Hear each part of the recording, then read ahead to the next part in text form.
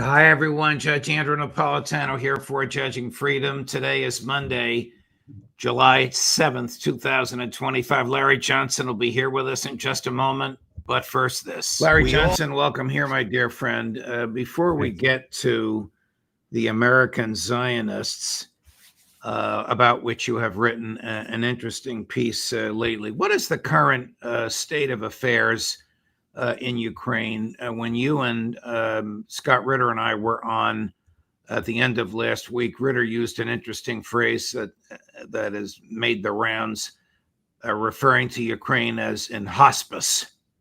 Yeah.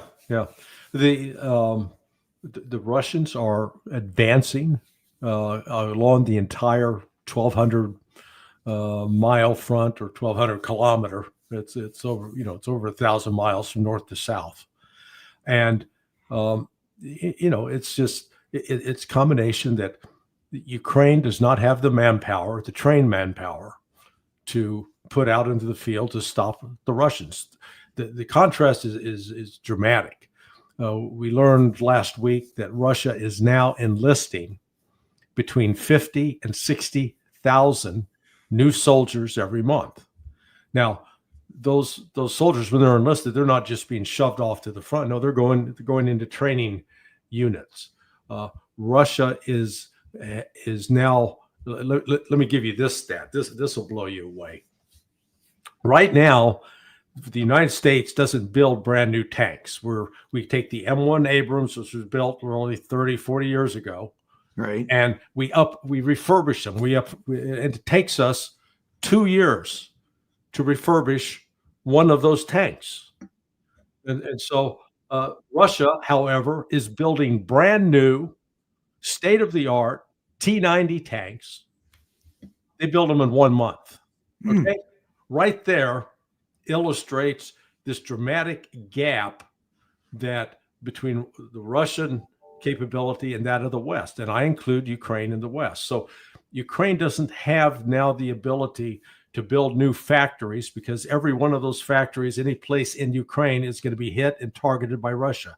Russia can take them out with Kinzhal or Iskander missiles. So with lack of troops, lack of ammunition, lack of air defense systems, and it's not like the West is sitting back, holding on to the stuff, saying, well, we got it, but we're just not going to give. We don't have it to give.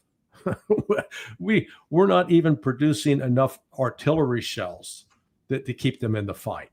And since we're sending a lot of military materiel to Israel, Ukraine's on the back burner. You referred to the front as 1,000 miles long. Is it a front like in World War I, where on one side are the Russian troops and the other side of the Ukrainian troops? Yeah. Well, yeah. It's you've had lines of these towns, particularly in the Donbass, where you get past one security line, you come up to another. They've been fortified. Russia has been breaking those down, and is the tactics that they are developing they've evolved over time. Now they're using 6 to 10 guys, and Scott talked about 3 and 6s, but they're using I've seen units as large as 10 to 12 on motorcycles, and they will attack the flanks of these entrenchments, and then it's coordinated with drone strikes, it's coordinated with artillery, and it's coordinated with airstrikes. And so Russia keeps advancing all along, and they're pushing, you go up north to Sumy, and then to Kharkiv, and then all the way down to Zaporizhia at the south, with Luhansk and Donetsk in between. So yes, the conventional forces moving forward against Ukrainian entrenched positions, but these Ukrainian entrenched positions are becoming weaker and fewer. Now, the Ukrainians are not stupid. Don't they realize what's happening? Or is it just the fervent nationalism that prevents them from accepting reality? Well, there's an element of delusion there, for sure. And many of the soldiers that have been forced to the front, they're not there voluntarily. We've got the video after video after video of these guys being dragooned off the street, tackled, hogtied, shoved into the back of a vehicle. And but the military leadership, they're now, they see their very survival at stake. And then when you've got the likes of Zelensky, there are some. Budanov, the guy that's the intelligence chief for, I think, the SBU, he admitted the other day he said, hey, to his fellow Ukrainians, if you think we're getting any territory back from the Russians, you're crazy. It ain't coming back. I think they see the end game is underway. It is Russia has just deployed. There's a piece out yesterday that Russia has been putting satellites up into space, and they're doing a couple of different things. One, those satellites are now turning off U.S. satellites, so that the U.S. is going blind in certain areas. That's remarkable. And then on top of it, some of these satellites have the capabilities to actually be used for controlling drones on the ground. So, Russia's not sitting back and relying on old technology. They are moving forward in ways that we in the United States are not able to catch up to yet. And how much longer can this last? Can it last through the end of 2026 or 2025, this current year that we're in? Based upon what Putin said last week or 2 weeks ago, I think he fully expects this thing to be done by the end of the year. Because this, it's like a car running on a tank of gas, and it runs and runs and it runs until you get to the very end when it runs out of gas, and then the engine craps out. That's what's going to happen in Ukraine, because they're running on limited resources. They don't have unlimited manpower. They don't have unlimited supplies of ammunition. Their air defense systems are virtually disappeared now. They're gone. And in the meantime, Russia is expanding its production of drones, and those drones are hitting with more frequency, and it's able to operate basically unimpeded across Ukraine, in the air anyway. Switching gears, why does the West hate BRICS? Let me restate it. Is it hatred or is it fear? Yes. Good answer, Larry. It is those who understand finance and trends, and are paying attention to what's happening on the global economic front. They are frightened because they recognize that BRICS actually represents, if you will, an existential threat to the U.S. dominance of the world. I ran some of the numbers. I was sort of surprised that if you take the current members and official partners of BRICS, their total population accounts for 55% of the world's population. So they represent a majority of the world on that front. And that's only 21 countries, and you still got other countries lining up that will want to join. I think you'll see more coming out of Africa as an example. That's number one. In terms of GDP, the gross domestic product measured by what they call purchasing power parity, that basically it adjusts the GDP according to how expensive, like what does it cost for you to buy a house in New York City, or as compared to buying a house in Nigeria. Well, can you buy something comparable, but it's going to be cost differently?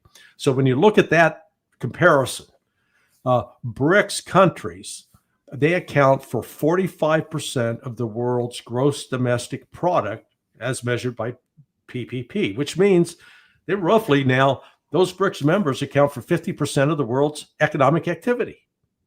So that's where it's headed. And what they're trying to do is create an alternative where they're not held hostage to the US dollar. And, Trump just keeps making the case for him. You saw him today, threatening, you BRICS countries, if you get into that, I'm going to 10% more tariff. That's exactly, they want to get away from that. They're tired of being bullied, threatened, and sanctioned by the United States. What is the West, probably intelligence services, doing to undermine BRICS? Assisting with the war against Iran, stirring up trouble in Azerbaijan, working, the CIA's got one of its, I'm told, because I was never briefed on this, but I am told that the CIA has one of the largest presence in throughout, in the world there in Azerbaijan, because it's working to destabilize, carrying out color revolutions in places like Georgia, in Armenia. We want to create as much chaos as possible, principally for Russia and China, in hopes that because as long as they continue to work together, to cooperate together, and to trade together and build up their economies, it's a formidable force. Yeah. The other thing people haven't paid attention to is look at the list of the 10 largest banks in the world. I think China controls 8 of those. Wow. Yeah. Wow. Here's an interesting clip, Larry, from Professor Paolo Nogueira, who's the former executive director of the International Monetary Fund. Take a listen to this. Chris, cut number 5. Who knows what's in Trump's mind? Who knows what the U.S. is up to? I believe the U.S. has now a very erratic, unpredictable president who doesn't seem to have a clear strategy. You know why I'm happy about Trump? It's that he's doing the job of weakening the superpower that mostly harms the world. He's weakening the U.S. instead of making it great again. So in that respect, I think we need to be thankful for him. Yeah, I think Nogueira Batista, he's right. Trump is harming himself. We see the parallels with what happened with Israel's attack on Iran. Because remember, initially, Trump was ebullient about it. I know everything. I knew the details. And then when it didn't turn out that it looked like it was going to be a disaster, it was turning into a disaster. I didn't know anything. I knew nothing. And I think, as what you and Alistair talked about earlier today, where Trump, he's so insecure, he's looking for that reassurance. Well, the same thing's happening with tariffs, because Trump is convinced, man, the tariffs are a great thing. They're working for me. They're bringing in more money. We're going to be so successful. All I can tell you is one anecdotal experience, but my neighbor who owns, he makes sports equipment. It's manufactured in China. Do you know that the Louisville Slugger now is made in China? It's not made in Louisville, Kentucky. The baseball bat. Yeah, the baseball bat. So he's a Trump supporter. He is a conservative. But he was telling me the other day he had a 4th of July party for the neighborhood. And he goes, man, these tariffs are killing me. He said, we just had an order where we had to pay an additional $150,000. We hadn't budgeted for that. And so when you've got people like that voicing concern, and he says it's slowing down. He says, what I'm seeing is slowing down the economy. So what's going to happen with Trump and tariffs? I think there's going to come a point where they realize it's hurt the economy, and it's poisoned some of the support in his base. And then Trump does that pivoting. But I think Nogueira is exactly right. Trump's policy, instead of fostering a desire of other countries to come and be our friend and to support the United States, the bombast, the threats, it's off-putting. And so it's driving these other countries together. I want to run a clip that you and I have seen before, because I want to talk to you about Zionism. And this is Senator Ted Cruz, a graduate of Princeton University and Harvard Law School.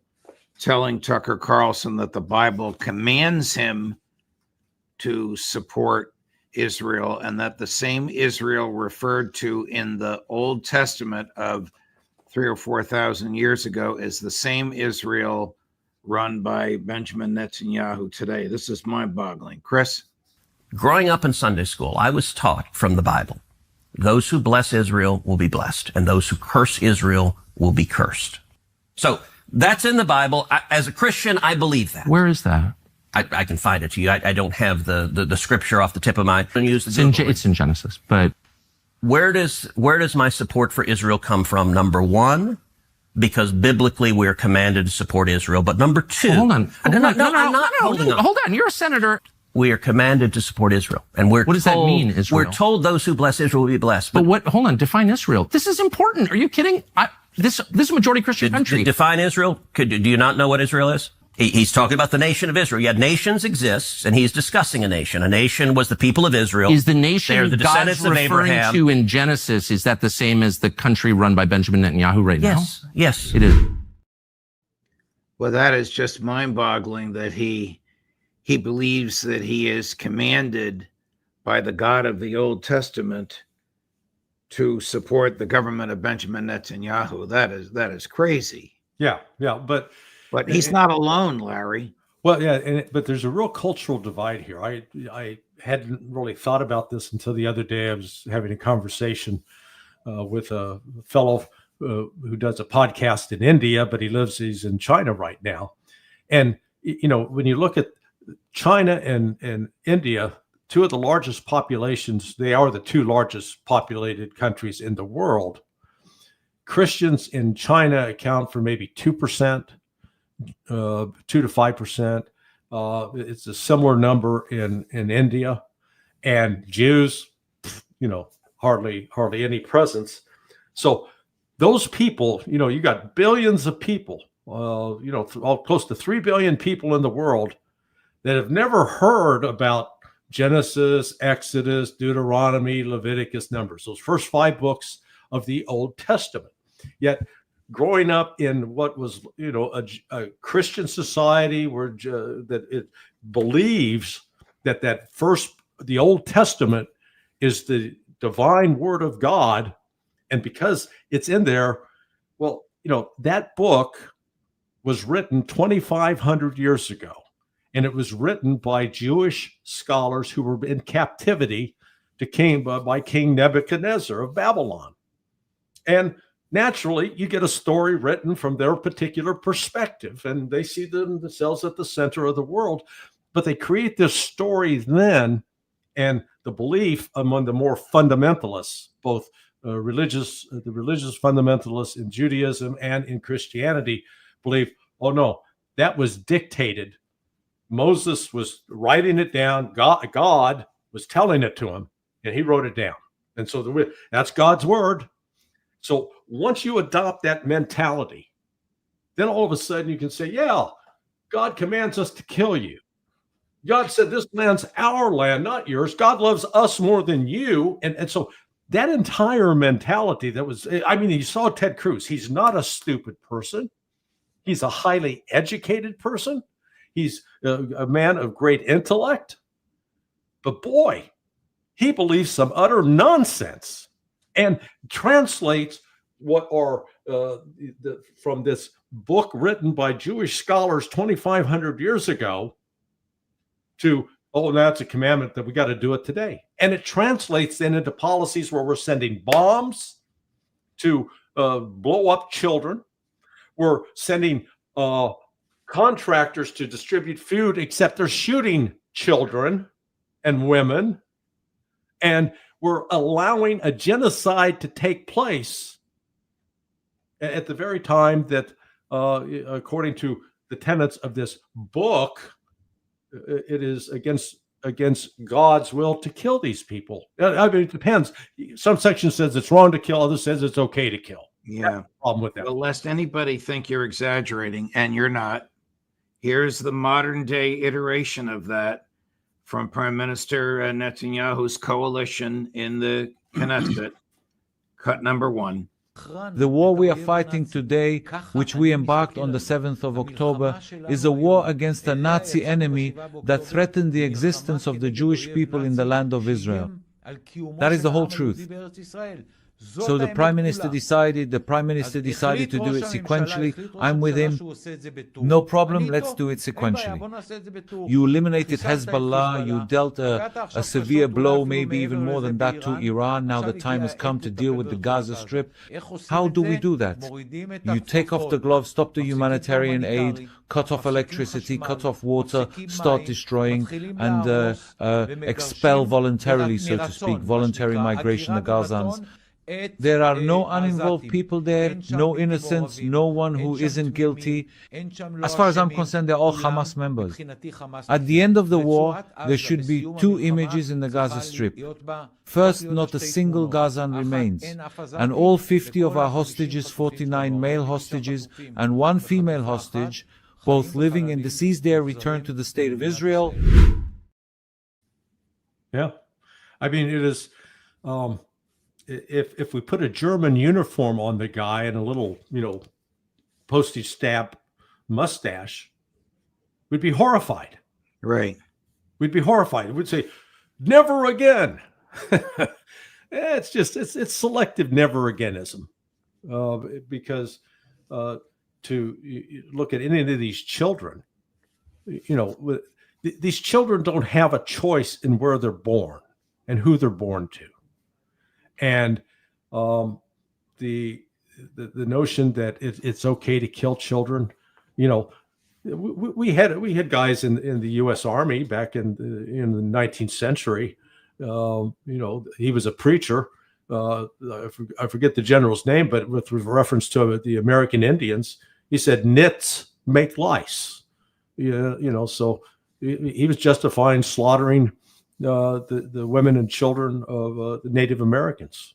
So, this is not unique just to these characters, but it embodies a belief and a sentiment that it's ultimate evil in my book.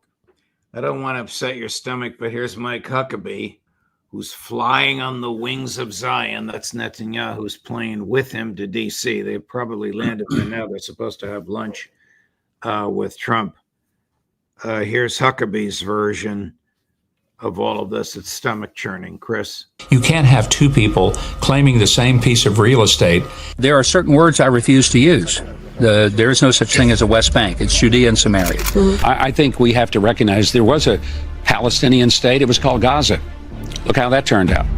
You can't have a Palestinian state on top of the Israeli state. Israel has a right to its autonomous, indigenous homeland that they've had for 3,500 years, since the days of Abraham. There's really no such thing as a Palestinian There's really no such thing. That's been a political tool to try to force land away from Israel. The two-state solution, if we name two governments holding the same piece of real estate, is irrational and unworkable. The Palestinian state needs to be outside the boundaries of the nation of Israel. There's plenty of land in the world that we could find a place and say, okay, let's create a Palestinian state. There's no such thing as a settlement. They're communities, they're neighborhoods, they're cities. There's no such thing as an occupation.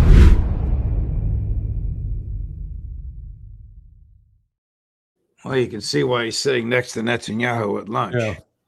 Well, what's really fascinating is there's an Israeli scholar at Tel Aviv University. He's written a couple of books. And what he did was tracing genetically what they call the Ashkenazi Jews on the one hand, and then the ones from the sort of North Africa. And what he's determined is that actually the Palestinians, are more likely, they have more of a genetic connection to, if you will, the biblical Israeli tribes than these folks from North Africa and Europe who have come in and claiming to be the authentic Jews. So, even from that genetic standpoint, and again, here's Huckabee saying this land has been ruled by Israel for 3,500 years. Come on. He's an adult. He's college educated. He's been a governor. That's just simply not true. Yeah, I mean, the Romans controlled it for quite a while, and then it was taken over by Turks and or Islam before that. I mean, it hasn't been under Jewish. I think the last Jewish ruler had a connection to the Jews was Herod, and that was 70. And his son or grandson, they got tossed out in 70 A.D. That was it. Right. So, if we're going to use the premise, whoever's initially somewhere first, they get it. Well, hey, all Americans that came from European stock, get the hell out of the United States. Not yours. Nicely put, Larry.